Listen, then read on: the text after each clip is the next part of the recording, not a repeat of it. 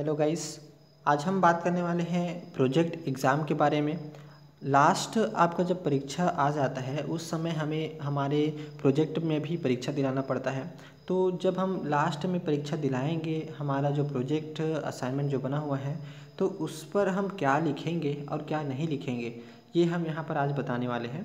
तो ये देखिए, आपका जो सबसे पहले तो आपका क्वेश्चंस है और इस क्वेश्चन को आप रीड कर सकते हैं और इनके बाद हम आगे चलेंगे, जिसमें हम ये देखेंगे कि उसमें क्या लिखना है और क्या नहीं लिखना है आपके एग्जाम में। तो ये हमारे 3 क्वेश्चन को हम एग्जाम्पल के रूप में ले रहे हैं। अब नेक्स्ट आगे बढ़ते हैं। सबसे पहला हम लेते हैं प्रयोजना क्रमांक 1। तो हमने सबसे पहले तो आपको प्रश्न, अब यदि आपकी परीक्षा में हमें सबसे पहले तो प्रश्न हमें बताया जाएगा कि हमें क्या लिखना है। तो आपको क्या करना है, यहाँ पर जो हमारा प्रयोजना है, इस प्रयोजना का उद्देश्य, इसको बिल्कुल भी नहीं लिखना है। तो ये ध्यान रखेंगे, हमें इसको नहीं लिखना है। नेक्स्ट हमारे पास है आवश्यक सामग्री। तो हम इसको क्या करेंगे, आवश्यक सामग्री को लिखेंगे यहाँ पर जो भी बताया जा रहा है। उसके बाद नेक्स्ट हमारे पास है कार्यविधि। तो यहाँ पर हम इसको भी क्या करेंगे, कार्यविधि को भी लिखेंगे। तो ये चीज़ें हमें लिखना है। फिर नेक्स्ट आगे बढ़ते हैं।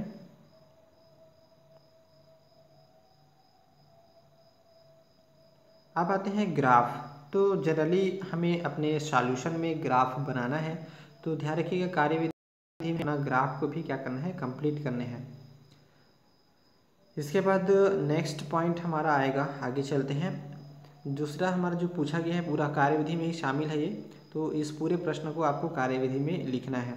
तो याद रखिएगा, आपको सबसे पहले तो जो उद्देश्य है वो नहीं लिखना है, आपको सीधा आपको प्रारंभ करना है आवश्यक सामग्री से, फिर कार्यविधि से। अगर आपका सिद्धांत दे है तो सिद्धांत पर नोट करने हैं। फिर नेक्स्ट हम आते हैं, आपका जो प्रोजेक्ट है उसमें यहाँ पर आपको बोला गया है उपयोगी सूत्र। तो यहाँ पर आपका जो उपयोगी सूत्र है इसको हमें क्या करना है, नहीं लिखना है। तो ध्यान रखिएगा, इसको हमें बिल्कुल ही नहीं लिखना है। उपयोगी सूत्र की आवश्यकता लिखने की नहीं है। फिर नेक्स्ट आपको यहाँ पर बताया गया है ये आपका जो ग्राफ है, तो ग्राफ को भी हमें क्या करना है, यहाँ पर नहीं लिखना है। यानी कि दोबारा ग्राफ नहीं बनाना है, एक ही ग्राफ बनाना है पूरे प्रोजेक्ट में। तो ये आपका हो जाएगा। फिर नेक्स्ट आपका देखिएगा, आगे चलते हैं हम। निष्कर्ष। तो निष्कर्ष आपको लिखना है, यहाँ पर जो भी आपके निष्कर्ष यहाँ पर बताए जा रहे हैं इसे आपको क्या करना है, लिखने हैं। फिर आता है आपका क्या क्या सीखा। तो इस पॉइंट को आपको क्या करना है, नहीं लिखना है। ध्यान दीजिएगा, ये जो हमारा पॉइंट है इसको हमें नहीं लिखना है, बिल्कुल आपको छोड़ देना है क्या क्या सीखा को। और लास्ट में आपका विद्यार्थी का हस्ताक्षर है, ये भी आपको क्या करना है, नहीं करना है, इसको भी छोड़ देना है।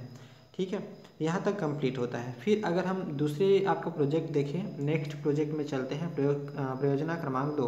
तो यहाँ पर भी सेम चीज़ें हैं, प्रयोजना का उद्देश्य।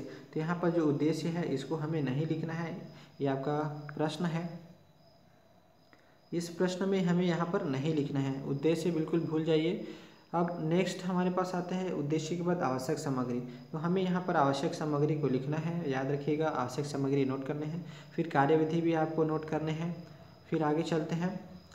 नेक्स्ट आपका आएगा कार्यविधि के बाद हमारा जो भी है, तो ये आपका आ गया सारणी। सारणी हमें बिल्कुल यहाँ पर बनाना होगा, याद हमें नोट करने हैं।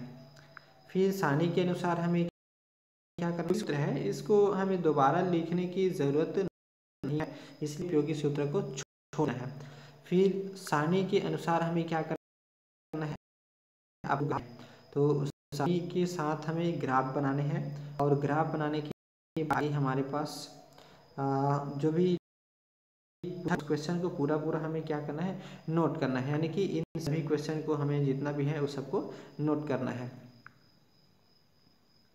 फिर यहाँ पर पैमाना पूछा गया है, सबका आंसर लिखना है। लास्ट में आपका यहाँ पर देखिए ये आपका निष्कर्ष बताया गया है, तो इस निष्कर्ष को भी हमें यहाँ पर नोट करना है।